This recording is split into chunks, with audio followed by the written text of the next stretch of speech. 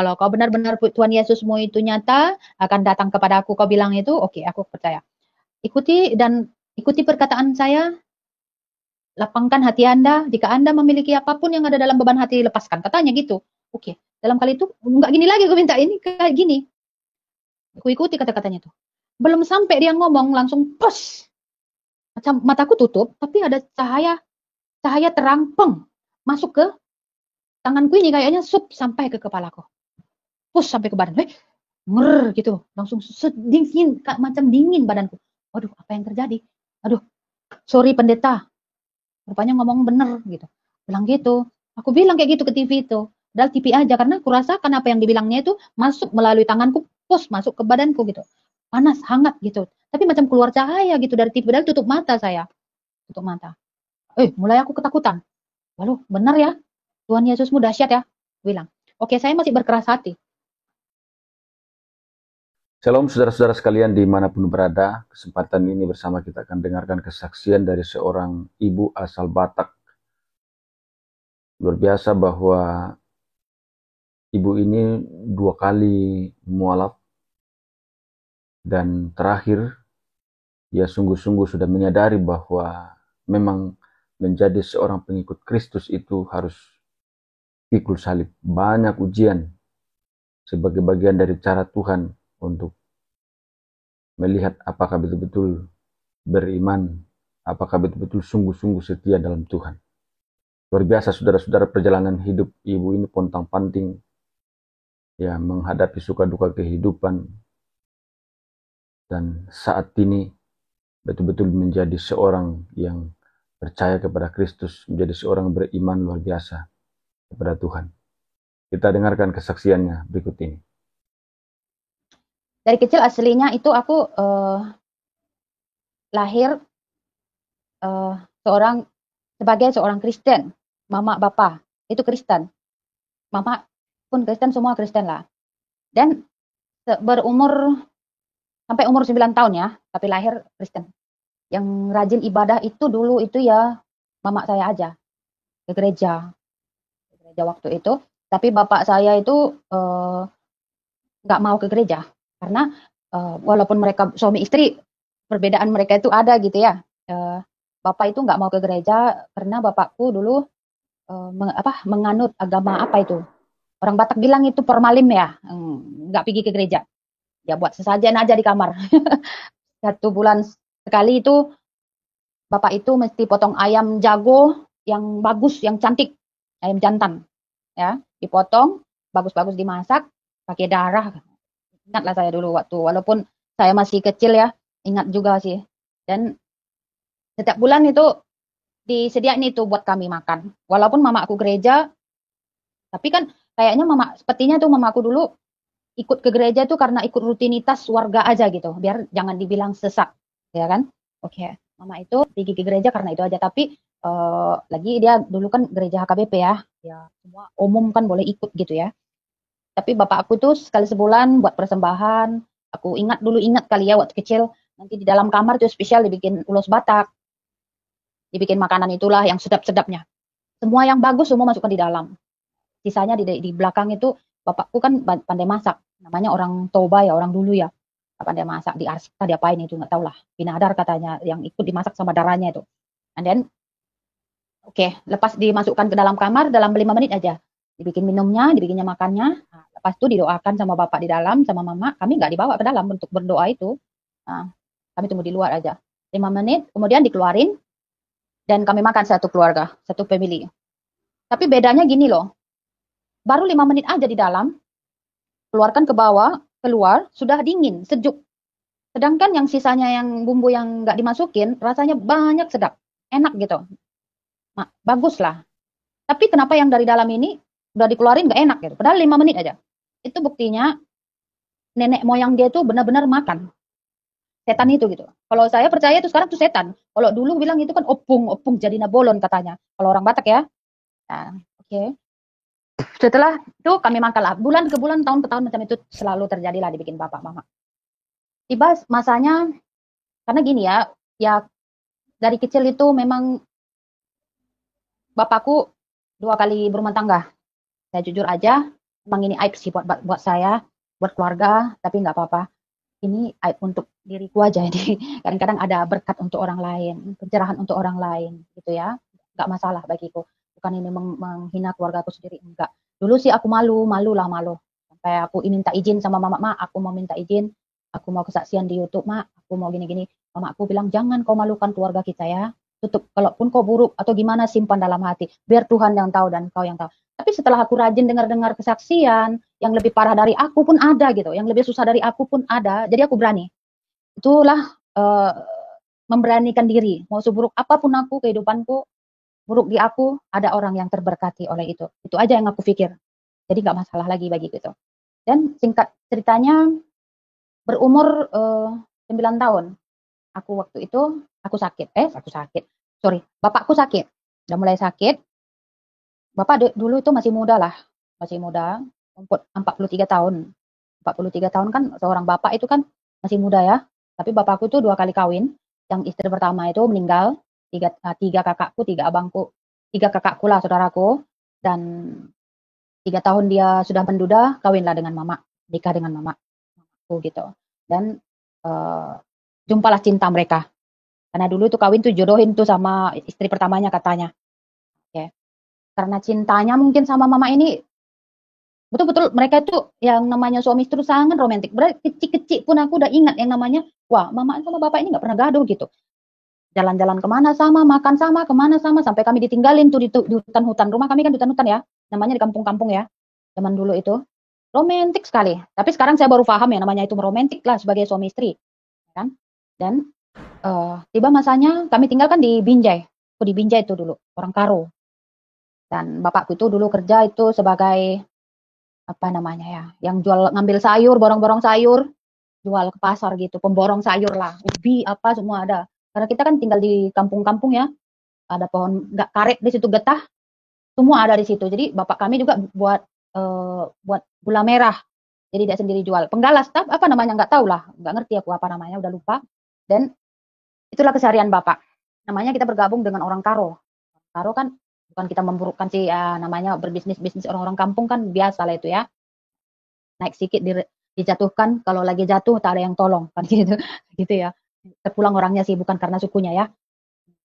Dan sakit lah bapak ini karena kata orang lah diguna-gunain kah apa nggak tahu ya. Sakit mendadak gitu, sakit. Nggak tahu sakit apa sudah lupa karena aku masih kecil waktu itu 9 tahun. Tiba-tiba bapak ini sakit 3 hari aja. Banyak parah sakitnya teruk lah. Lepas tiba-tiba biasanya aku dimanjain itu sama bapak, dibawa ke sana, dibawa ke sini. Aku kan anak kesayangannya tuh, sebanyak-banyaknya anak mesti ada yang satu lebih gitu ya. Mungkin aku dirasanya lebih karena mama itu sama bapak kawin, aku 7-8 bulan kawin mereka baru aku ada. Lagi anak perempuan, lagi aku aja pas dia macam pertama kali untuk dia macam istri kesayangannya gitu kan, aku sangat dimanja sama bapak. Jadi dia meninggal pun aku nggak ngerti dia tuh meninggal tuh atau apa, aku masih main-main di luar, main guli kah main apa itu. Dan dia meninggal. Mama itu seperti bodoh lah jadinya. Orang biasanya juga romantis, mereka ke sana kemari cekikian di dua-dua orang gitu ya. Tiba-tiba bapak meninggal, mama itu serupa bodoh lah. Gak ada, walaupun mereka berladang, mama ini gak dipaksain untuk kerja gitu. Yang kerja itu bapak semua gitu. Jadi setelah bapak mati, mama itu serupa kehilangan kendali gitu ya, gak tahu apa-apa lagi. Kami 3 lagi kecil-kecil, adikku paling kecil masih umur 3 tahun, aku masih 9 tahun, adik nomor 2 baru 6 tahun, 7 tahun, beda 2 tahun. Jadi kami kecil-kecil, bapak sudah meninggal.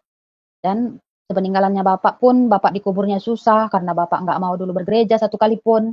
Jadi karena mama itu mau bergereja, bapakku boleh dikubur lah di Binjai sana. Padahal kami kuburan nenek moyang kami itu ada di Sidikalang. Nah, tapi karena bapakku nggak bisa dipulangin ke Sidikalang, terpaksa di Binjai lah kan gitu. Sampai sekarang masih di sana sih terbengkalai. Jadi nggak apa-apa lah Tuhan yang akan apanya kan. Itu semua. Dan singkat ceritanya 3 tahun lah berlalu, bapak kami meninggal. Mama masih macam melanjutkan pekerjaan bapak dulu, pelan-pelan lagi tuh. Tapi mama ini sudah mulai kasar lah kepada kami. Namanya suaminya udah nggak ada, kami kecil-kecil dia yang kerja kan gitu. Suatu ketika memang waktu bapak masih hidup pun ada yang kawan-kawan bapak ini, teman bapak ini join untuk berbisnis itu ya. saya menyebut orangnya sukunya lah, nggak apa-apa lah ya, namanya suku di Indonesia kita kan banyak ya, suku apapun ada. Orang Jawa. Uh, Selepas bapakku meninggal, orang Jawa ini kan Muslim tuh. Selepas bapakku meninggal, dia semakin dekat tuh dengan mama saya. Mama saya udah nggak mau kawin itu sebenarnya, nggak mau. Inilah salah satu keburukan yang saya bongkar, aib kah atau gimana nggak tahu ya. Tapi aku ingat ini orang ini mengambil mamaku ini bukan karena sah ya, bukan karena cinta, bukan karena apa ya. Didukuninya kayaknya mamaku ini, diilmuin gitu ya. Banyak lama dia ganggu mama nggak mau, las-las, kenapa mama mau? Oke. Kawinlah mama ini dengan orang Jawa ini. Tapi dengan syarat mama dimasukin Muslim. Ini yang terutama sebenarnya kami jadi Muslim ya.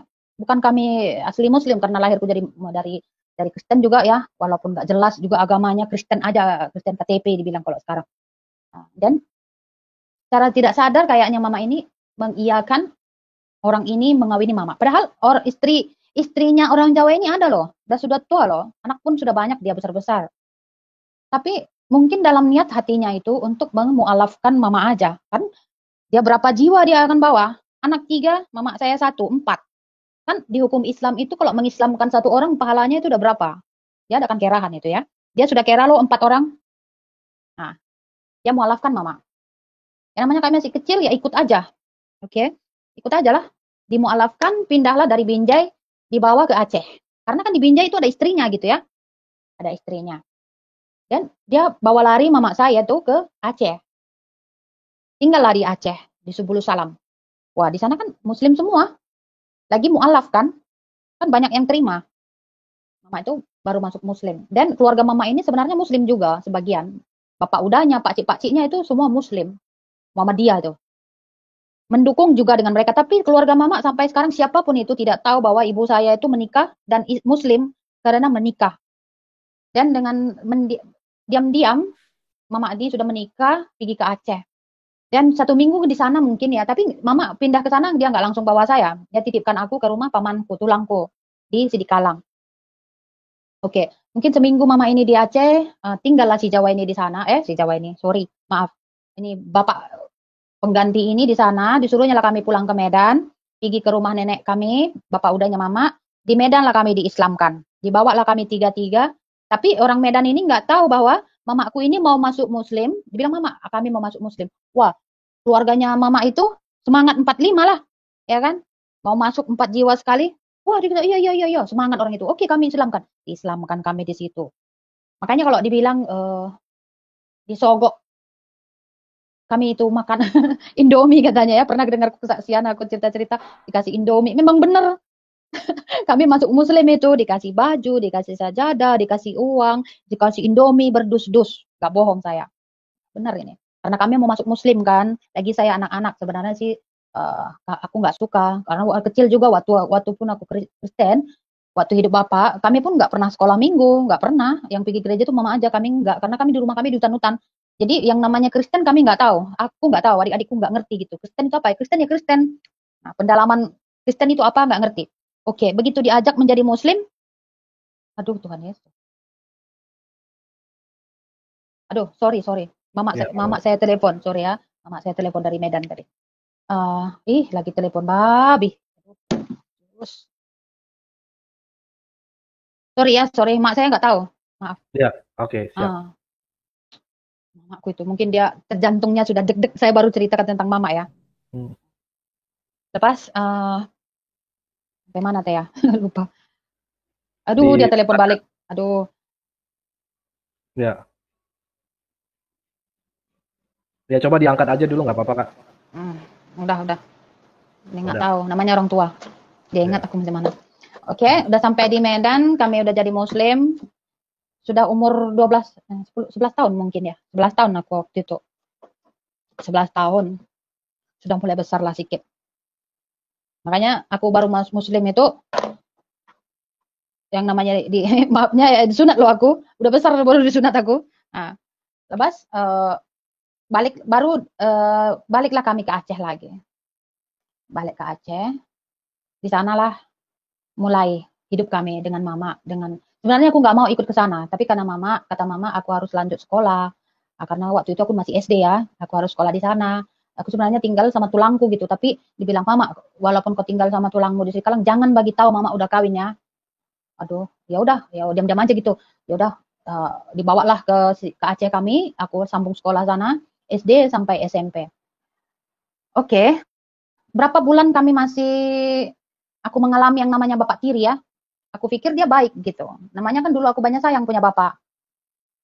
Karena kehilangan bapak itu sakit gitu. Jadi kok tiba-tiba ada bapak gitu yang sayang sama kita kan, kita macam tersentuh. Karena sifatku orang-orangnya ingin disayang, ingin diperhatikan orangnya sifatku lah gitu. Jadi kalau begitu datang orang yang sayang kita serupa bapak kita sendiri, ya uh, terharu gitulah. Oke, udah aku anggap dia bapakku sendiri. Lagi kan aku masih anak-anak ya, nggak ngerti.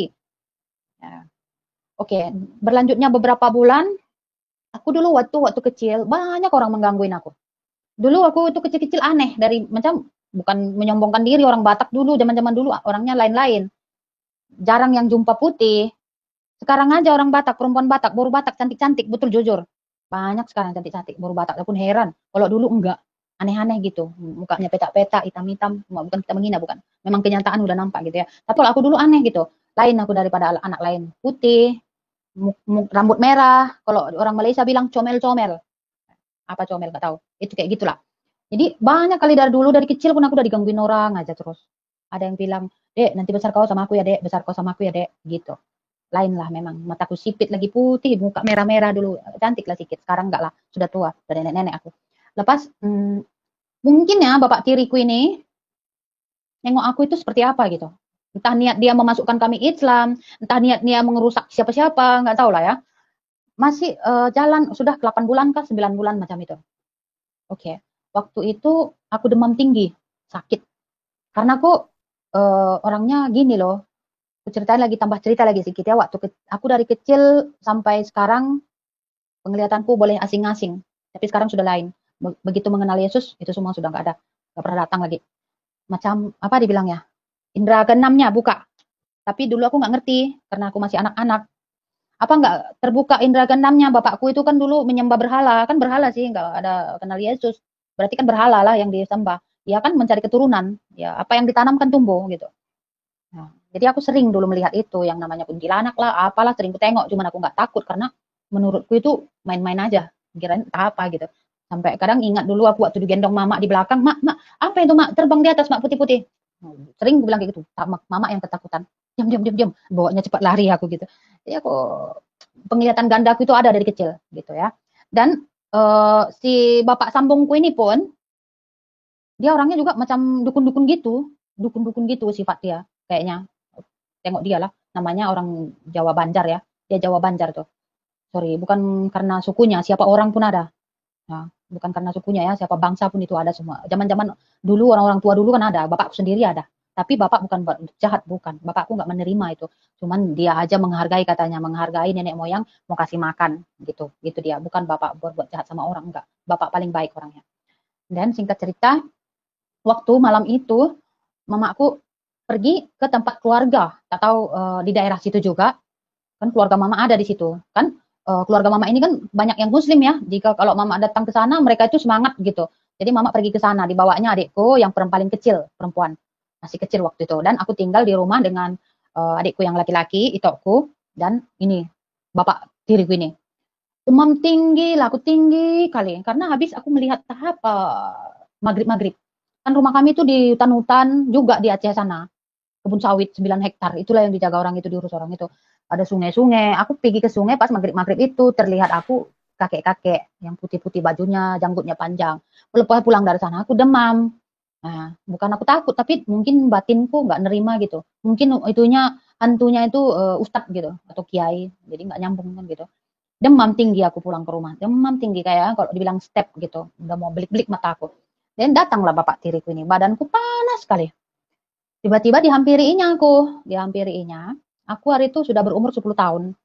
10 tahun ke 11 tahun. Nah, macam itu. Tahun 95 aku rasa, atau 94. Enggak tahu lah. Enggak ingat. Masih kecil waktu itu.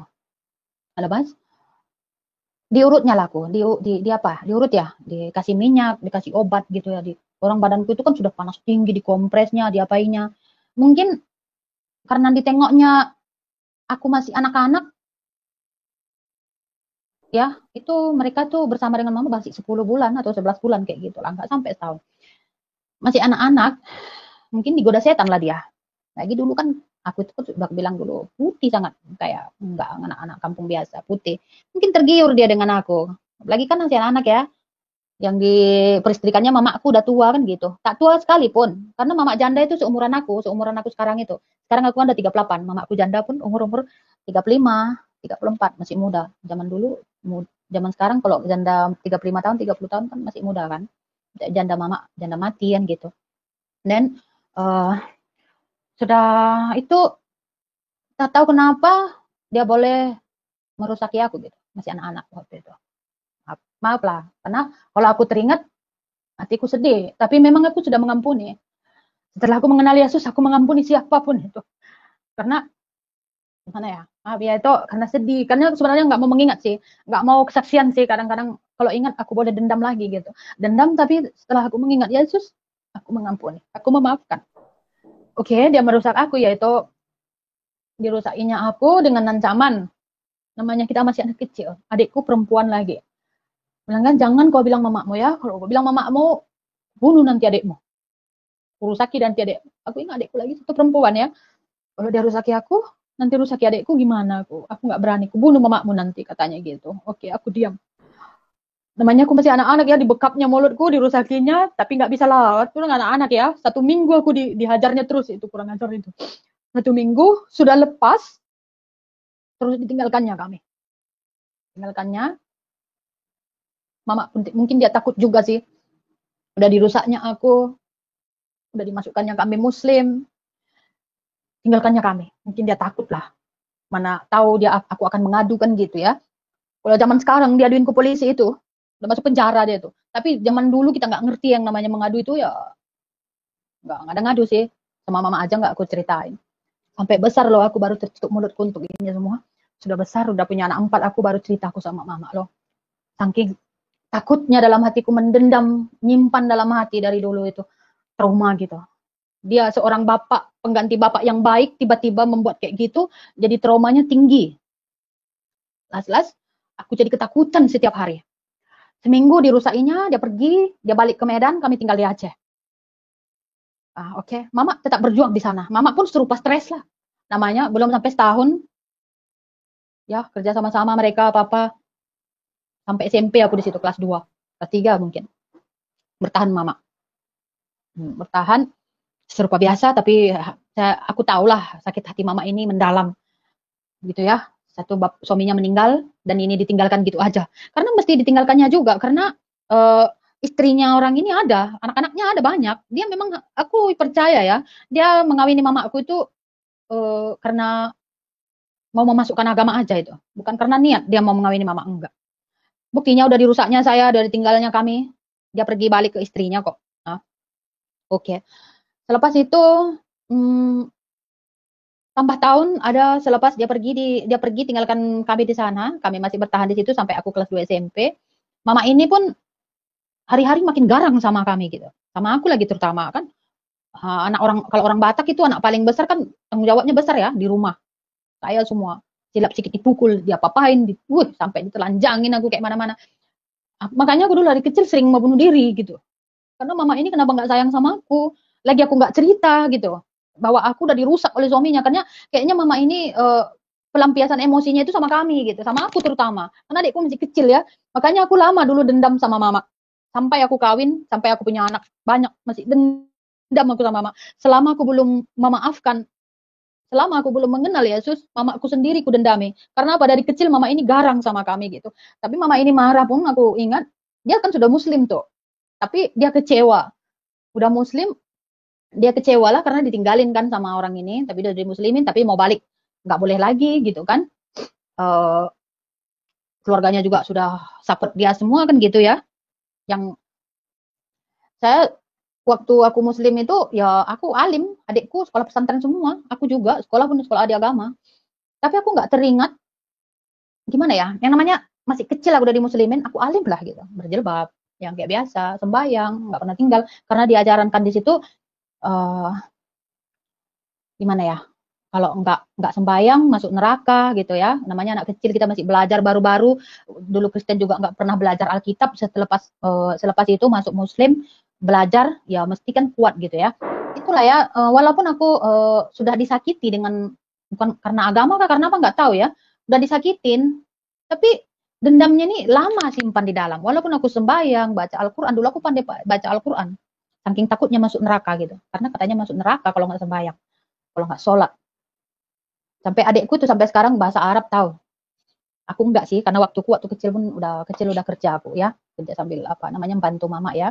Oke, sampai umur berapa aku di situ, sampai kelas 2 SMP. Mungkin mama ini jenuh juga, dia jenuh bekerja di situ sendiri ya, jaga sawit ya.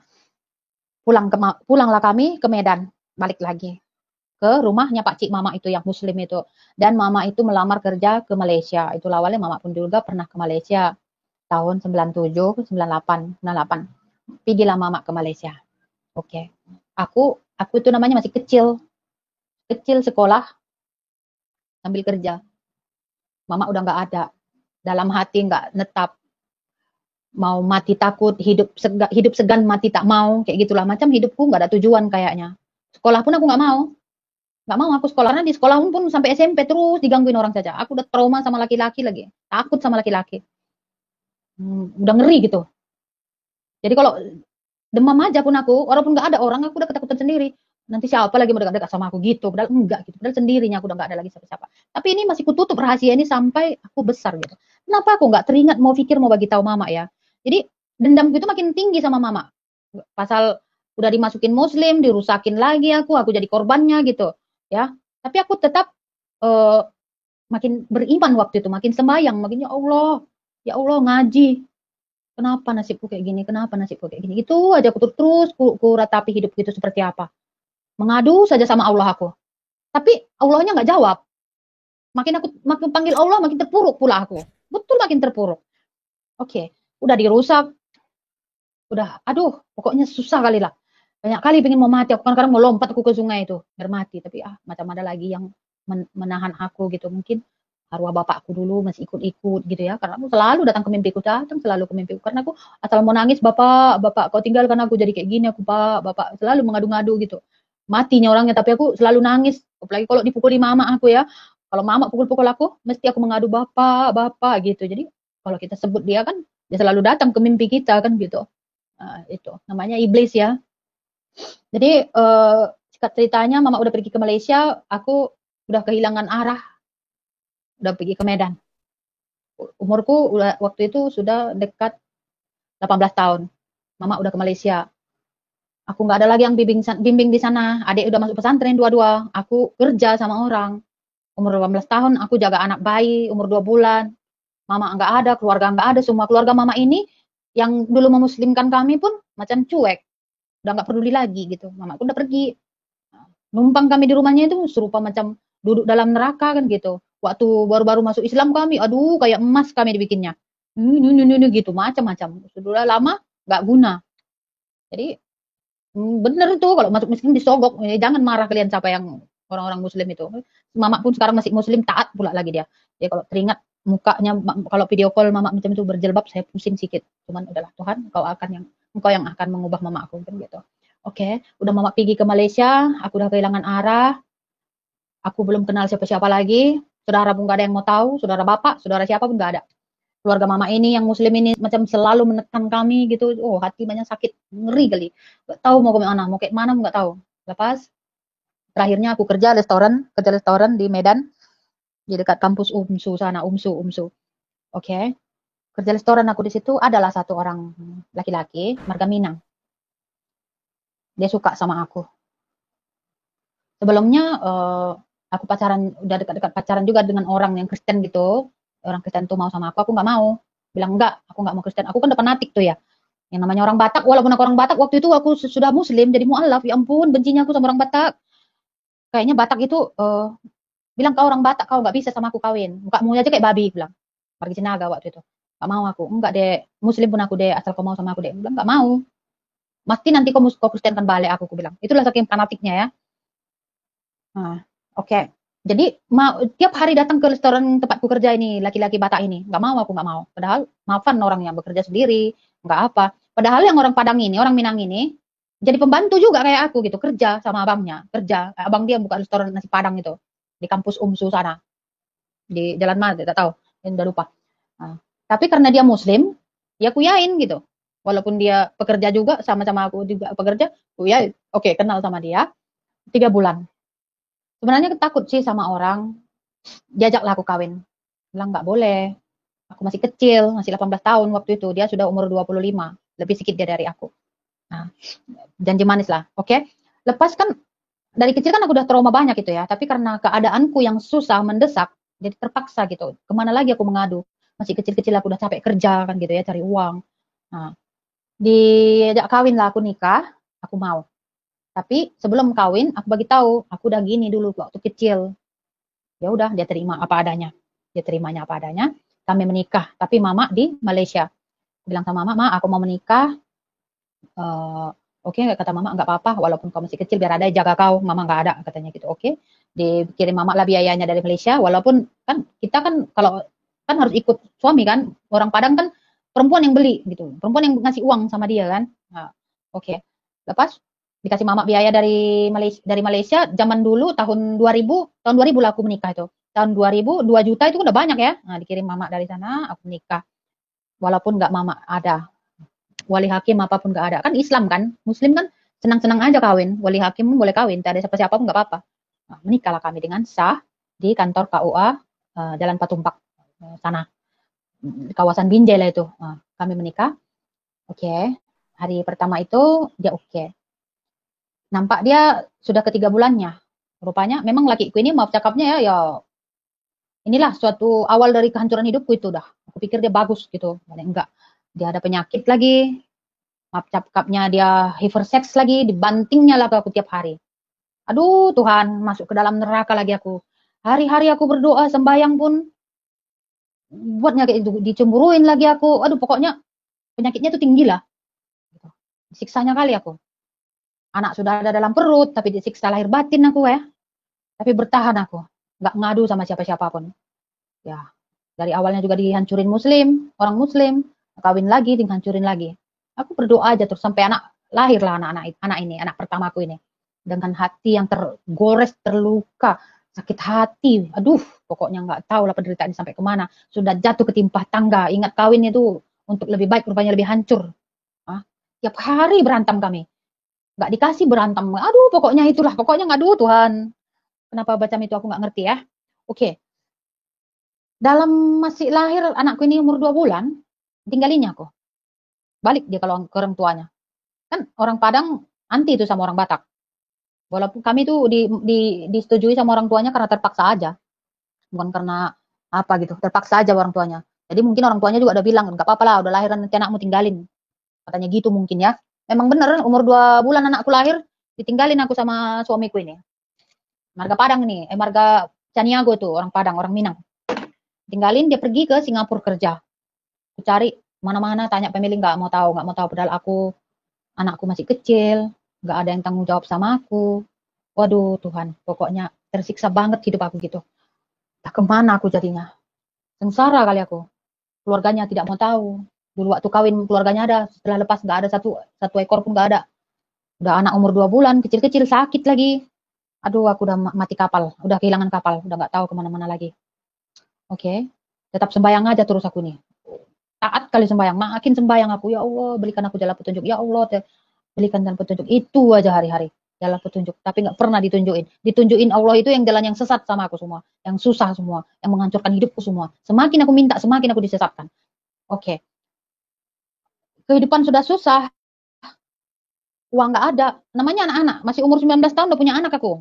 Ya, orang dulunya juga nggak pernah bergaul kemana-mana ya, nggak punya ada keluarga, nggak ada siapa-siapa, ditinggalin pula sama suami. Nggak akan aku mengadu sama keluarga ya, udah bawa anak, nggak ada. Aku orangnya nggak bangsa pengadu. Mau susah sendiri, mau makan sendiri, sendiri macam itu aja. Aku nggak pernah mengadu-ngadu apapun. Itu aku tanggung sendiri, nggak pernah aku bergantung dengan orang lain, mau susah apapun itu. Lepas ditinggalin aku, hidupku semakin melarat, anak makin sakit lagi. Kata orang Padang itu bilang anakku itu sakit palasik, karena ada sakit palasik ya. badannya kurus sekali. Makan aja banyak kuat, tapi badannya kurus kayak tengkorak, nangis yang malam nggak pernah diam. Itulah yang dialami anakku yang paling besar.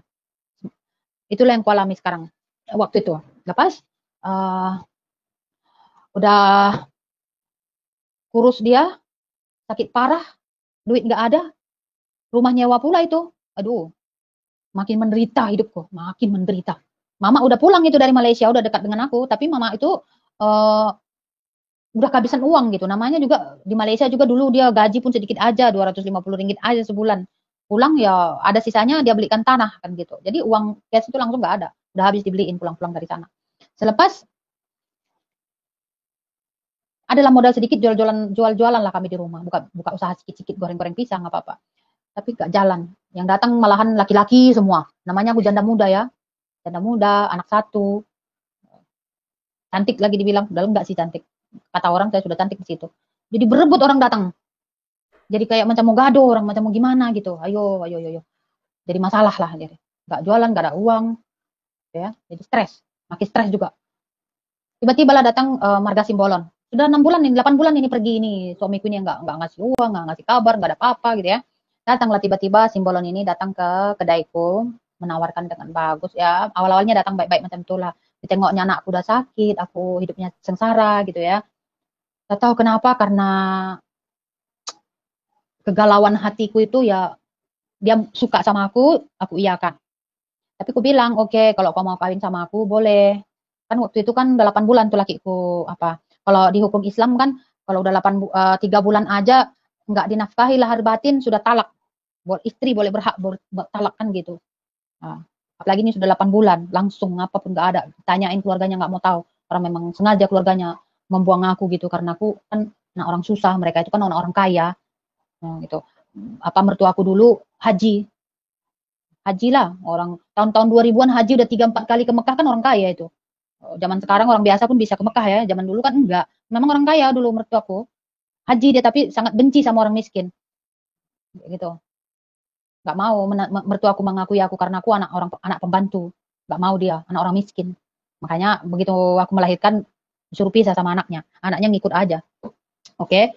Udah singkat ceritanya ya, maulah Simbolon ini sama aku, tapi aku iyain karena keadaanku udah kritis, anak udah sakit-sakit terus, nggak ada yang tanggung jawab, nggak ada uang kan gitu, buka usaha pun nggak guna, bukannya ada untung malah digangguin orang, aku jadinya merebut orang sama aku, nggak dilayani, ngomong salah dilayani salah kan gitu, jadi serba salah.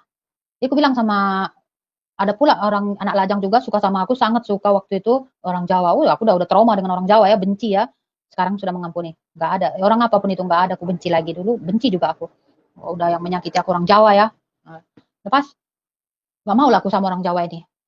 Ya, orang Batak ini lah ku iyain. Tapi orang Batak ini ku iyain, orang Marga Simbolon ini, karena ada dalam niat hatiku itu mau memuslimkan dia. Karena kan aku banyak belajar muslim. Kalau kita mau mualafkan orang, pahalanya segini kan gitu. Jadi aku ingat dulu memuslimkan dia juga pahala gitu ya. Oke, ya cari kesempatan lah aku mengajak dia muslim karena dia yang suka aku gitu ya. Ya dia mesti suka aku kan, dia udah tua, dia udah duda, dia umur waktu itu 35, 36 macam itulah. 35 mungkin dia umurnya. Aku masih 19 tahun. Ya aku cari kesempatan, aku masih muda, dia mau sama aku. Ya aku kerjain aja sekalian gitu. Ya, gitulah niat hatiku ya. Masukkan muslim kau kan gitu. Oke, kalau kau mau sama aku, kau harus masuk muslim. Aku bilang sama dia, oke aku mau. Dia mau, katanya dia mau masuk muslim. Oke. Dia duda memang, dia beranak 5, aku 1. Ya, jadi dia yang berhasil memikat aku lah. Jadilah kami, tapi kami nikah muslim. Dia anak pendeta loh, nggak mungkin. Tapi nikah aja dia mau. Ini suamiku yang Marga Simbolon ini anak pendeta Betel. Ya dalam hatiku yuk, kalau aku masukin dia muslim, pahala aku kan banyak gitu. Lagi anak pendeta aku tarik kan gitu kan. Niat hatiku lah. Dan kami nikah muslim. Di kampung itu aja. Gitu ya. Tanpa cerai ini dari suami. Karena kan memang ditinggalin, gak ada kabar, gak ada apa-apa ya. Surat kawin kami aja gak dikasih. Gak tahu di mana simpan mertuaku. Gak dikasih rupanya. Begitu kita menikah di kantor KUA, satu-satu suami istri dikasih surat kawinnya. Kalau aku enggak, kami sah di kantor nih.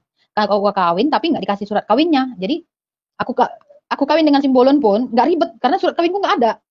Gitu. Nggak dikasih mertuaku dulu yang haji itu. Memang itulah niat mereka ya, bukan untuk niat baik. Dan nikahlah aku di kampung itu dengan siri. Muslim kan cincai, apalagi lakiku mau juga masuk Muslim gitu ya. Muslim yang di sekitar kami itu semangat juga. Oh masuk Muslim, dia dari anak pendeta gitu ya. Mau aja, yuk semangat orang itu. Gak sah pun di kantor KUA aku nggak apa-apa. Oke.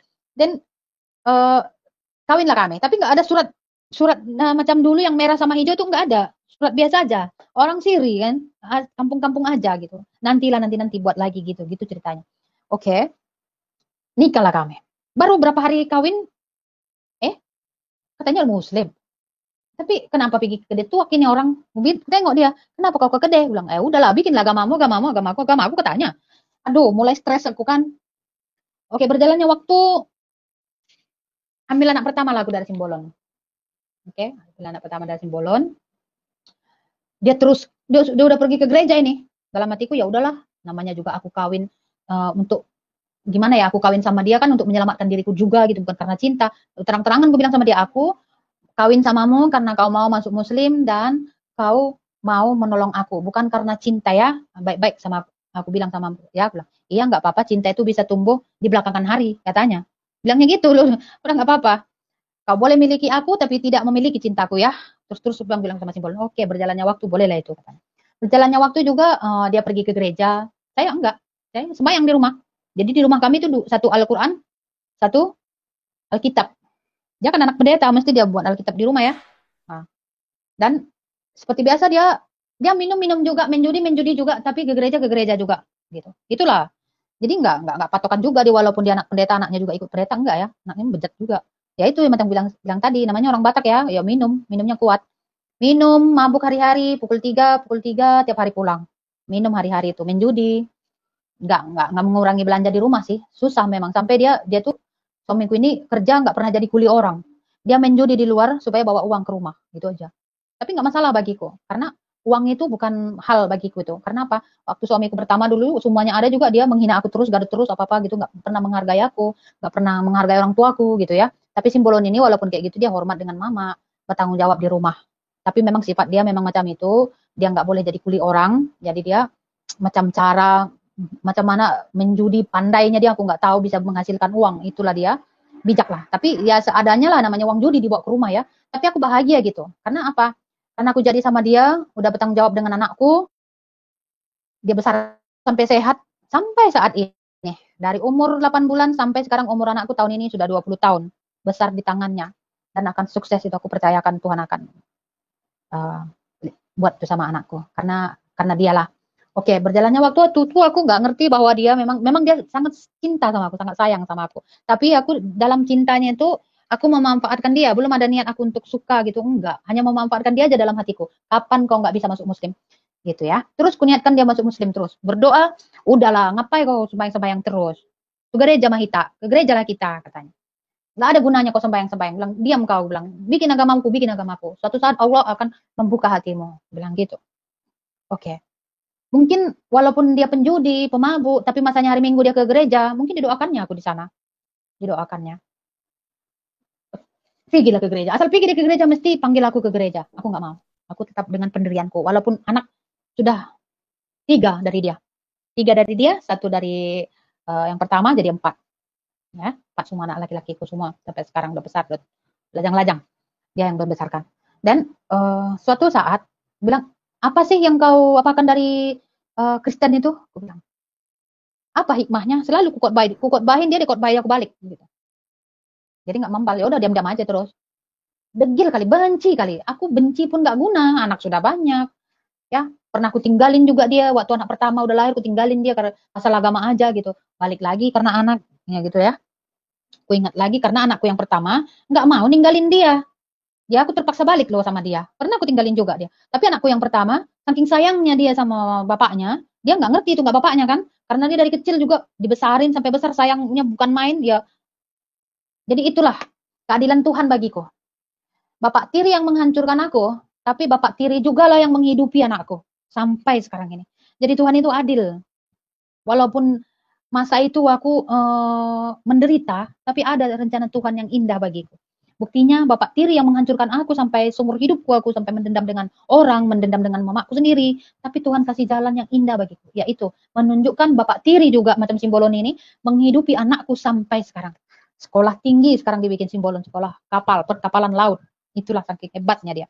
Tapi sampai di situ pun pengorbanannya bagiku, aku belum mengerti yang namanya itu, aku masih egois gitu, masih egois. Karena dalam niat hatiku itu untuk balas dendam sebagian. Karena lelaki sudah menghancurkan saya akan menghancurkan lelaki juga. Gitu. Gitu dalam pikiranku terkadang lah. Dan tiba waktunya, sering kami berdebat tentang agama. Dia menang, aku pun tak menang, sama-sama. Ya udah diam. Suatu masa aku hidup ke TV di rumah dulu tahun 96 ya. Nah, tahun 2006 ya. 2006. Ada TV di Indonesia itu di Medan, Daily TV. Kan sering itu film kartun-kartun. Jadi anak-anakku kan sering tengok kartun itu dari TV ya. Dan masa itu habis pulang gereja jam 5, ternyata jam 5 sore itu ada ibadah di acara TV itu gitu. Tiba-tiba terhidupkan aku itu TV. Tiba-tiba terhidupkan aku itu TV itu, televisi itu. Aku tengok sana pendeta Philip Mentopa lagi kebaktian. Aku kan benci itu sama orang Kristen yang mau aku pindahin, mau aku matiin. Langsung tiba-tiba dibilangnya gini dari layar televisi. Jika Anda ingin merasakan kehadiran Tuhan, agar Tuhan melawat hidup Anda dan mengubah hidup Anda, dibilangnya kayak gitu, dalam TV itu ya, ikuti doa saya, katanya. Aku bilang, baik, benar ya, Tuhanmu boleh menghidup orang, boleh mengubah hidup orang. Aku bilang gitu, karena dalam hatiku, yang paling susah itu, yang paling menderita itu aku aja, gitu. Mana boleh dia mengubah aku? Aku aja tiap hari sembahyang, minta sama Allah, gak ada ubah tuh hidup aku, lagi sengsara aja terus. Gitu, gitulah. Bilang itu ceritaku di cerita TV. Jika Anda percaya, tadahkan tangan Anda, ikuti kata-kata saya. Katanya, ikuti kayak gini. Ikuti kata-katanya. Anda akan merasakan Roh Kudus yang berkuasa di atas Anda. Atas kamu, katanya gitu. Aku bikin sekali, nggak ada apa-apa. Alah, banyak kali bohong kau. Kau bilang tadi bisa mengubah, bisa datang Roh Kudus lah, apalah. Banyak kali bohongmu kau. Pendeta kafir kau. Aku bilang gitu. Udah mau gini kan lagi, kunyit kan TV-nya mau tutup. Saya tahu Anda belum percaya dengan kuasa Roh Kudus, katanya gitu. Kayak tahu dia, mungkin Tuhan kasih tahu itu pendeta bahwa saya sangat membenci Yesus supaya dinyatakan kepada saya gitu.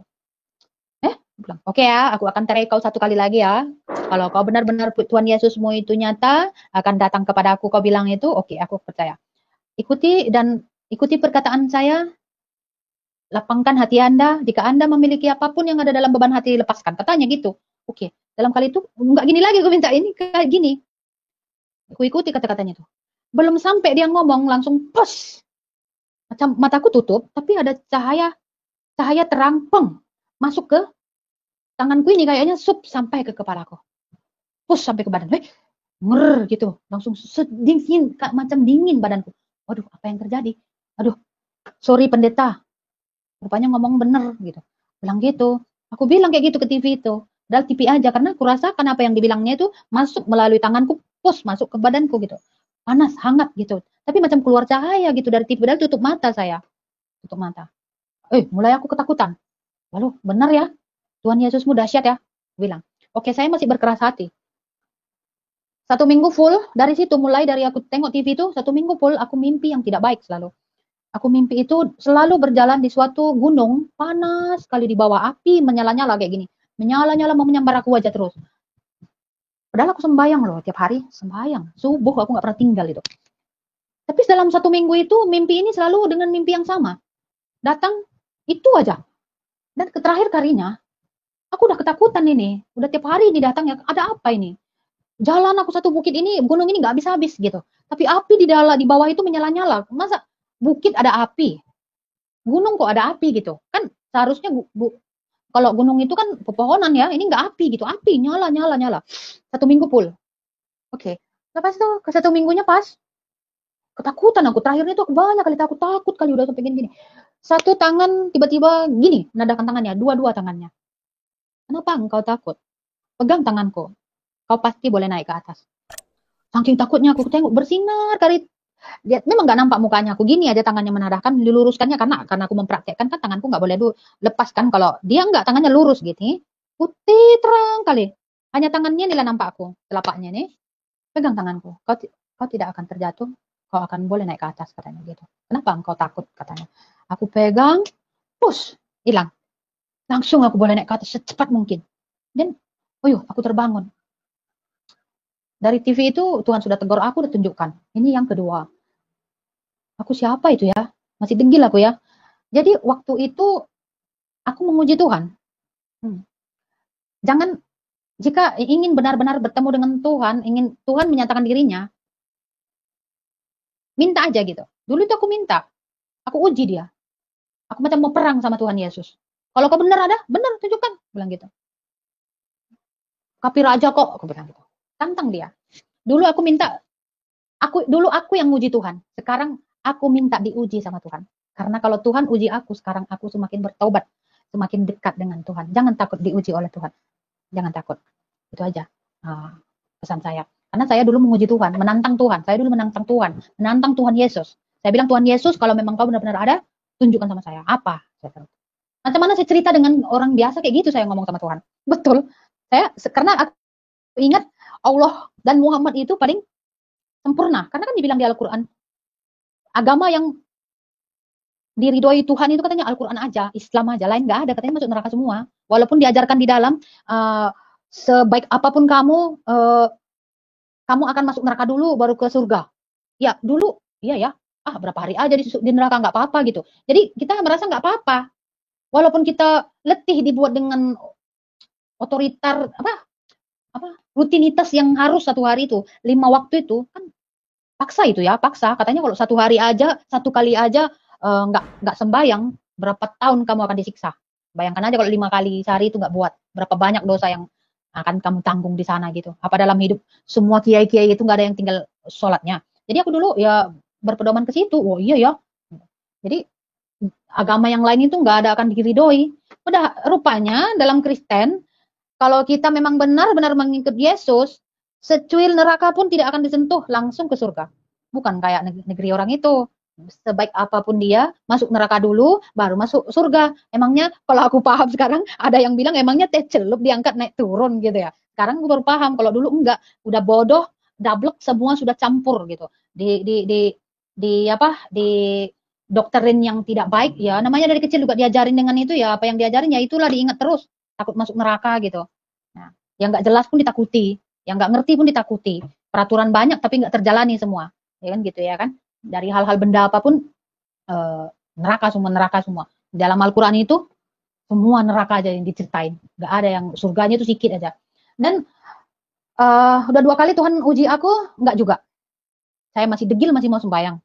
Ketiga kalinya kayaknya juga. Tuhan bilang, Tuhan Yesus, kayaknya kau uji aku banyak kali ya. Cerita aku kayak gitu. Jadi aku ambil Alkitabnya suamiku, aku bikin sini, Al-Quran sini. Hey Tuhan Yesus, kalau kau memang benar-benar ada, tunjukkan satu ayat yang bagus untuk aku. Aku bilang, betul ya, kalau betul-betul kau ada ya. Aku bilang, kali ini kalau memang benar, aku akan ikut kau. Tapi tengoklah macam mana. Aku bilang kayak gitu loh, nggak janji, nggak apa. Aku bukalah Alkitabnya, cincai gimana ya? Simple aja aku buka. Kalau orang Malaysia karena bilang cincai itu simple ya. Aku buka kayak gini, pak, 1 kali aja. Langsung itu sekarang aku baru tahu karena aku banyak tanya kawan-kawan lah. Dia makanya nggak bisa lupa aku ingatan itu yang difirmankan Tuhan itu sama aku. Ya, baru dibilang kayak gini di Yesaya 54 ayat 7. Yang dibilang hanya sesaat lamanya aku meninggalkan engkau, tetapi karena kasih sayang yang besar aku mengambil engkau kembali. Wah, ini benar yang dibilang. Karena apa ya? Sebentar aja sih saya sudah berpaling dari itu. Kan saya dari Kristen tuh ya. Lepas saya sudah berpaling, tapi karena Tuhan menyayangi saya, memilih saya, dia angkat saya kembali. Benar-benar Tuhan angkat saya kembali. Mulai dari situ saya mau bergereja ke depannya. Minggu depannya saya mau bergereja. Tapi ke gereja saya minggu depannya sudah dekat Natal tuh. Sudah dekat Natal. Langsung pendeta itu, aku nggak ada cerita, nggak ada apa-apa gitu ya. Pertama kali first saya masuk gereja tuh. Besoknya hari Minggunya itu dikasih aku liturgi untuk Natal 25 Desember kemudian. Tanpa aku sadari, dia kembali memberi ayat itu kepada saya. Waduh, kan harus dihafal ya. Kita harus liturgi ke depan itu nanti ya.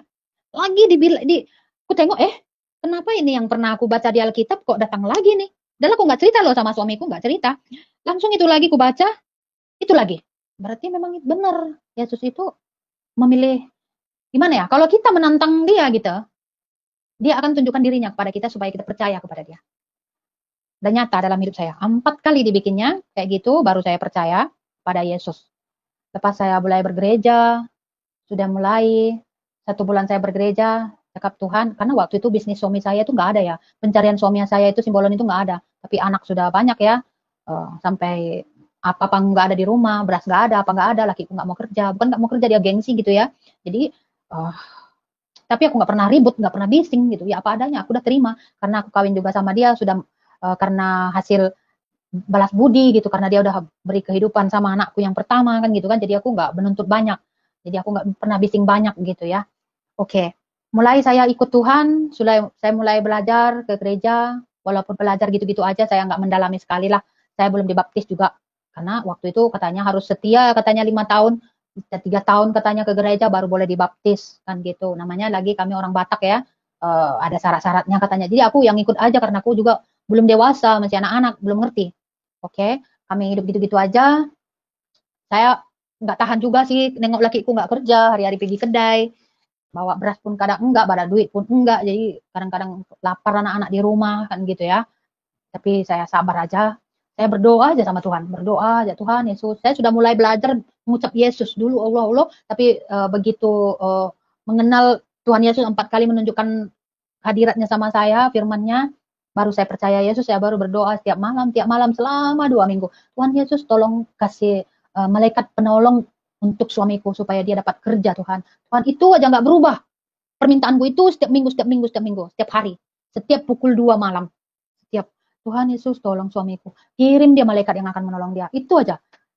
Itu aja yang aku minta sama Tuhan. Ternyata Tuhan dengarkan doa saya. Kedua minggunya pagi-pagi pukul 7 orang ketuk pintu kami pagi-pagi. Halo Pak Simbolon, ayo kita berbisnis. Dia bilang gitu, berbisnis lah. Start dia mulai bisnis, mulai semua ada. Tapi itulah ya, semakin kita dekat kepada Tuhan, saya pikul salib saya bukan seperti orang lain. Dibully keluarga, dibully tetangga, enggak. Saya sendiri, sebab saya tidak pernah bergabung dengan orang lain. Saya dulu sendiri-sendiri aja. Walaupun keluarga suami saya yang sekarang itu keluarga pendeta, tapi mereka itu tak begitu dekat dengan aku lah, karena kan aku masih anak-anak ya. Sepatutnya mereka itu memang membimbing aku sih, karena aku dari Muslim kan, tapi mereka juga ya seperti biasa lah gitu, macam Kristen lah gitu. Tapi aku ya belajar sendiri. Dulu pun aku Muslim ya belajar sendiri, ya fanatik sendiri gitu. Jadi waktu sudah jadi mengenal Yesus pun ya sendiri aja gitu. Jadi nggak pernah ada pelajaran dari orang lain, aku nggak ada. Dan singkatnya waktu mulailah pikul salib saya di situ. Suamiku udah mulai ada bisnis. Dulu dia waktu susah, dia sangat perhatian denganku, dengan anak-anak, apa adanya di rumah, oke dia makan, apa yang ada oke dimakan. Selepas ini bisnis sudah ada, malah aku yang rajin ke gereja, dia tak ke gereja. Nah, jadi pusing kan? Ya namanya suatu pohon yang tidak disiram dengan air kan mati, bantep, ya nggak naik, nggak dikasih pupuk, nggak dikasih apa-apa. Mau sesubur apapun tanahnya itu kalau nggak diurus kan banyak rumput kan. Nah, gitulah istilahnya. Dan saya yang rajin ke gereja, dia enggak gitu, malas. Dan dia berubah. Semua bisnis sudah ada, semakin naik. Tapi dia sudah lupa kacang dengan kulit. Gitulah pemikiranku ya. Jadi aku lagi putus asa. Itulah itu mengakibatkan aku meninggalkan dia lagi dari 2011 sampai sekarang. Tapi aku meninggalkan dia pun bukan karena apa gitu ya, gimana ya. Banyak kali aku tinggalin dia pasal agama aja. Sesudah aku udah masuk Kristen, dia pun lagi macam itu, oleng, saya pun sudah pusing lagi. Pikul salibnya semakin kuat saya. Ubah. Tuhan yang uji saya kah? Setan yang uji saya nggak tahu ya. Mungkin setan yang Yang bodohnya saya sudah mengenal Yesus, sudah mendapatkan berkat Yesus, suamiku sudah naik, tapi karena dia sudah ubah, saya pun jadi ubah jadinya. Karena menurutku dia kan kepala keluarga ya, dia yang mengajak saya jadi Kristen, yang membawa saya jadi Kristen, dia yang jadi ubah kan, jadi saya pusing. Lagi latar belakang saya dari kecil pun kan karena sakit hati kan gitu. Jadi kalau dia sudah pusing, saya punya hati pun pusing juga. Saya tinggalkan dia tahun 2010, saya pergi ke negeri orang lagi gitu. Nggak ke negeri, bukan Malaysia, sama Indonesia juga. Saya pergi ke Sibolga, yang bodohnya saya masuk Muslim lagi dalam berapa bulan itu. Aduh, saya mengucap lagi 2 kalimat syahadah. Waktu kecil saya dulu sudah mengucap itu, lagi saya mengucap. Kan bodoh kan? Saya entah setan apa yang merasuki saya waktu itu. Kan? Memang kalau jika kita sekali mengucap itu 2 kalimat syahadah itu ya, itu benar-benar itu macam suatu mantra itu. Aku sudah memahami itu, mantra. Kalau kamu ucap itu, kamu akan susah untuk keluar ke situ. Gitu. Benar itu saya sudah rasain. Saya ucap lagi itu, saya muslim lagi, saya berkerudung lagi. Tapi masih berapa bulan saya jadi muslim lagi itu. Anak-anakku tinggal ini semua di Medan dengan dia. Itu anakku yang paling besar nggak mau ikut sama aku karena bapak dia banyak sayang sama dia, Simbolon banyak sayang sama dia gitu. Jadi aku tinggalin Simbolon itu nggak bawa anak, apapun nggak ada gitu. Jadi karena dalam hatiku dari kecil juga saya susah, nggak ada siapa-siapa, hidup saya sengsara, lagi saya sudah kawin sampai 2 kali macam ini pun tetap juga kayak gini. Jadi pengaduan hidup saya itu nggak ada gitu. Jadi kosong saya. Nah, jadi jalan sendiri, hidup sendiri, makan sendiri gitu. Ya namanya dirasuki setan gitu ya. Ya kalau kita mengeluh sedikit pun dalam Tuhan ini satu hidup harus bersyukur aja. Kalau tidak tahu bersyukur, ingat mengeluh sedikit aja akan dijerumuskan semakin dalam. Itulah saya. Masa saya ikut Yesus, berkat itu mengalir untuk saya. Tapi sedikit mengeluh saya, langsung piang. Semua hilang, semua lupa. Gitu. Lucu kan? Lagi 2010 lagi saya sembahyang lagi balik. Anak saya tinggal di Medan, saya hidup sendiri di Medan sana di negeri orang. Saya ingat, ada uang susah, tak ada uang susah, ada uang saya tidak dihargain, ada uang pun tidak dihargain. Jadi nggak ada pengaduan hidupku gitu, nggak apa artinya nih semua. Ya udah saya sendiri aja, saya pergi ke Sibolga, saya sendiri sana jual sayur saya, nggak serupa biasa. Yang pernah Tuhan datang sama saya pun, Tuhan Yesus kau tipu lah, udah bilang gitu. Rupanya di sana Tuhan tegur lagi gitu. Jangan lagi, kenapa engkau berpaling dariku? Mimpi aku, kenapa engkau berpaling dariku? Berapa kali? 3 hari berturut-turut, 3 hari. Aduh Tuhan Yesus, saya sudah lagi macam sadar. Duh, jadi kemana tujuanku Tuhan? Tolong tunjukkan aku. Aku berdoa tuh saat itu juga. Kan Tuhan sudah tegur saya 3 hari itu berturut-turut. Kenapa engkau meninggalkan aku? Kenapa kau meninggalkan jalan yang terang itu? Itu langsung ngomong gitu, tapi suara dalam mimpiku itu. Dan, aku sudah ketakutan. Sebenarnya sih kurang apa sih hidupku? Itulah satu kalau tidak tahu bersyukur Tuhan, iblis akan menjerumuskan kau semakin dalam. Itulah saya tidak tahu bersyukur. Sudah dapat suami yang bertanggung jawab untuk anak, tapi karena kekurangan sedikit, langsung ditinggalin. Nah, itulah saya. Dan saya sudah bingung. Oke, saya telepon laki saya mau balik. Apalah saya mau balik. Saya sudah 1 tahun tinggalin dia. Oke, kau boleh balik, kau tinggal di rumah keluarga dulu, nggak boleh masuk langsung ke sini katanya. Oke, saya ikuti. Saya ikut di tempat keluarga dia. Pas 1 bulan saya sudah dekat keluarga dia cakap, karena kita orang Batak nggak boleh suka-suka pulang kalau udah sempat pergi katanya gitu ya. Saya ikutin. Lepas saya pergi, balik lagi mau ke Medan, mau baik-baikan keluarga pihak dari saya, warga purba semua sudah panggil. Ini lakiku Simbolon sudah pusing balik. Dia nggak mau datang ke rumah, dia pergi tak tahu kemana. Jadi dia di telingaku dia bercakap balik, oke kamu balik, saya terima kamu lagi. Tapi sama orang lain dia bercakap lain. Itulah yang bikin saya pusing. So saya apa mau tujuan? Nggak ada ya. Saya sudah geram, saya jual sama barang semua, apa yang emas apa barang-barang, saya buat paspor, saya masuk Malaysia sampai sekarang di sini. Gitu. Jadi penderitaan itu bertambah sampai di sini saya tidak peduli dengan semuanya. Saya mau mati, mau apa, terserah. Itu saya sudah muslim tuh, suami saya nggak tahu tuh saya muslim lagi, nggak tahu dia. Dan sampai di Malaysia kan anak saya tahu kan si Bolon bertanggung jawab dengan anak ya, saya lepas tangan loh. Saya sudah bilang, aku udah nggak mau tahu apapun, saya mati kah, hidup kah di sini nggak apa-apa. Nah, saya mulai di sini kerja. Saya kosongan tuh di sini, hanya melancong datang ke sini. Lepas itu saya punya visa tak sambung, kosong. Saya nggak ada permit, nggak ada apa-apa, tapi saya bekerja sama orang gitu. Nggak peduli ada gaji saya bantu mama saya bantu adik saya, untuk saya sendiri habis sudah. Sebab bagian aku nggak ngerti lagi aku mau pikir apa, untuk apa uang. Nah, dan lakiku udah punya semua itu waktu itu di kampung. Udah ada mobil dari nol, apapun gak ada. Tadi saya sudah ceritakan sampai makan pun gak ada dia. Tapi setelah Tuhan kasih berkat dia semua sudah ada. Dia bisnis tanah ya, jual buat tanah kapling. Semua sudah ada, uang udah ada, mobil udah ada, semua sudah ada. Kalau di Medan itu, kalau udah ada mobil 2 di rumah, udah orang kaya kan. Kalau di sini enggak sih. Mau 10 mobil di rumah pun orang miskin aja itu. Kalau di Medan kan enggak, di Indonesia. Udah punya mobil mewah di rumah kan orang kaya kan. Lakiku udah ngerasain itu. Tapi dia sudah ubah, saya sudah tinggal dia. Waktu miskin gak ada uang, saya nggak tinggal dia. Sesudah ada, saya tinggal dia. Karena apa? Menurutku tuh harta dan uang itu kalau tidak mencukupi hati saya yang kehilangan ini, saya rindu gitu. Rindu di disayangi, karena saya dari kecil udah kurang kasih sayang. Jadi saya ingin orang itu yang menyayangi saya gitu. Tidak dengan materi, tidak dengan uang saja. Saya orangnya ingin diperhatikan aja gitu. Nggak ada uang pun nggak apa-apa gitu.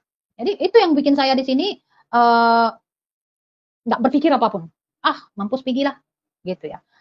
Singkat ceritanya sampai di sini Tuhan lagi tegur saya. Lagi saya menguatkan diri kepada Yesus. Banyak kali Tuhan tegur saya. Banyak kali. Tapi kenapa ya orang yang serup macam aku ini dibilangkan sampah aja nih sama sampah ini di neraka. Kalau Al-Quran bilang aku ini kayu bakarnya neraka ini. Karena aku banyak dosa. Banyak melupakan Tuhan. Banyak menantang Tuhan. Tapi kenapa Tuhan angkat aku balik gitu? Jadi setiap manusia itu, aku baru menyadari, manusia itu sangat, sekecil apapun itu sangat berharga sama Tuhan. Karena apa? Jiwa kita ini sangat berharga sama Tuhan. Dan jiwa kita ini sangat berharga untuk iblis. Itu sekarang saya sudah paham itu. Dulu enggak, saya enggak ngerti. Di dalam agama saya dulu itu, jiwa saya itu apa? Enggak ngerti. Saya enggak memahami itu. Tapi sebenarnya jiwa kita ini sangat berarti sama Tuhan. Dan jiwa kita ini juga sangat berarti untuk iblis. Buktinya, hidup saya tak tarik ulur. Sebentar Tuhan tarik saya, tapi sebentar saya silap sedikit, lemah iman saya, iblis langsung cabut saya lagi. Maknanya, jiwa saya ini sangat berarti untuk iblis. Karena apa? Dari bapak saya pun sudah menyembah iblis. Jadi kalau dia sekarang ada di neraka, dia akan membawa keturunannya juga gitu. Saya percaya bapak saya itu karena tidak mengenal Yesus, dia ada di neraka atau di mana saya tak tahu. Sekarang saya sudah menyadari itu. Dulu setiap saya nangis, Bapak aja sekarang. Tapi setelah saya mengenal Yesus, ternyata Bapak saya itu Tuhan Yesus. Dia yang tidak hilang untuk saya selama-lamanya. Dan dia akan menempatkan saya di tempatnya, mana dia tinggal. Gitu. Dan saya percaya Tuhan pasti sayang kepada saya. Kalau dia tidak sayang kepada saya, kalau dia tidak berharga kalau jiwa saya tidak berharga sama dia, kenapa dia banyak sekali mengangkat saya? Padahal saya ini orang apa? Bukan saya keturunan, orang bilang keturunan nabi, bukan keturunan apa. Saya ini keturunan orang yang berdosa aja gitu. Bapakku keturunan orang yang berdosa, opungku pun keturunan orang yang berdosa. Sampai ibuku pun sekarang, tak tahu aku gimana mau bilang ya. Jadi intinya kita lebih sering mendengar, saya sekarang iman saya boleh tumbuh dan hidup kepada Yesus itu setelah saya sering mendengar khotbah. Ternyata iman kita boleh bertumbuh dari pendengaran dan penglihatan kita yang baik. Jika kita dibimbing dengan baik, kita pelajari, kita lihat yang baik, kita pun jadi baik gitu. Tapi sesekali hati kita itu tidak boleh berpaling dari rasa bersyukur kepada Tuhan. Kalau kita melenceng sedikit, mengeluh sedikit saja, dia akan tarik kamu ke dalam yang tidak benar. Seperti saya. Itulah saya sampai sekarang pun memang belum dibaptis saya karena saya memang belum siap juga. Lagi saya karena di perantauan, saya mau pulang pun udah nggak boleh ya karena keadaan sekarang corona. Itu halah saya nggak boleh balik juga. Dan setiap saya dekat kepada Tuhan, walaupun sekarang saya sudah dekat 10 tahun di Malaysia ini, tapi suami saya bilang dulu kesombongan adalah awal kehancuran. Karena suami saya itu dulu sombong jadinya karena dia udah ada uang, sombong dia jadinya. Dan sekarang dia sudah nggak ada lagi, dia perkataannya memakan dirinya sendiri. Nah, sekarang dia sudah nggak ada apa-apa, tinggal rumah aja. Sekarang yang bertanggung jawab saya lah untuk anak saya yang 4 itu. Sampai saya jadi kerja siang malam, tapi saya dalam 2 tahun ini mungkin selama saya di sini pun saya tetap berdegil hati, tapi Tuhan selalu lawat saya, memang selalu tunjukkan yang terbaik bagi saya. Kuncinya saya tinggal bersyukur saja. Tapi setiap saat ini apapun yang saya cari, sekecil apapun itu, saya tidak akan mengungkit lagi, saya mengampuni siapapun. Begitu saya mengampuni semuanya, hati saya dingin sedingin-dingin salju. Saya mengampuni mama saya kak mama ampuni saya baru cerita sama dia, mak gini, baru mama saya menangis, mama saya minta maaf. Ternyata mengampuni itu sangat besar kuasanya, besar. Saya tak mengingat apapun lagi, bapak saya pun sudah tak pernah datang ke mimpi saya lagi, mau ini macam-macam, enggak ada lagi. Setelah saya dekat dengan Tuhan Yesus. Itu saja. Itulah dahsyatnya Tuhan Yesus jika kita selalu ingat dan bersyukur kepadanya tanpa merasa diri kita itu paling susah gitu. Ingat hati kamu, jiwa kamu, tubuh kamu sekecil apapun besar untuk Tuhan. Jika kamu besarkan itu untuk Tuhan, Tuhan akan terima apapun kamu. Jadi Tuhan terima orang yang berdosa. Karena saya orang yang berdosa, kenapa Tuhan terima saya dan panggil saya sampai saat ini gitu. Dan saya percaya kuasa Tuhan Yesus itu sungguh luar biasa. Jadi kalau saya lihat orang berdebat ini, berdebat itu, aduh saya pusing. Itulah saya kadang-kadang berdoa, sekarang banyak berdoa supaya mama saya, ibu saya disentuh oleh Tuhan Yesus lagi, supaya dia kembali kepada Yesus. Karena saya percaya ada di firman-Nya, satu orang diselamatkan, semua akan diselamatkan gitu. Karena adik saya pun masih muslim lagi, yang lelaki, yang perempuan sudah Kristen juga, sekarang di Bengkulu. Saya percaya kami berempat, Tuhan akan lawat, akan kembali kepada Yesus, supaya kami bisa diselamatkan. Itu aja. Sampai di situ aja, itu Leo kesaksian saya, kurang lebihnya itu adalah. Sungguh luar biasa saudara-saudara yang dikasihi Tuhan, kesaksian ibu ini. Semoga dapat bermanfaat bagi kita, memberkati kita, sehingga kita semakin kuat, semakin bertumbuh dalam Tuhan. Jangan lupa terus dukung channel ini dengan cara like, subscribe, dan share, supaya saudara terus mendapat notifikasi video-video terbaru dari saya, dan terlebih channel ini akan terus berkembang dan menjadi saluran berkat bagi banyak orang. Tuhan Yesus memberkati.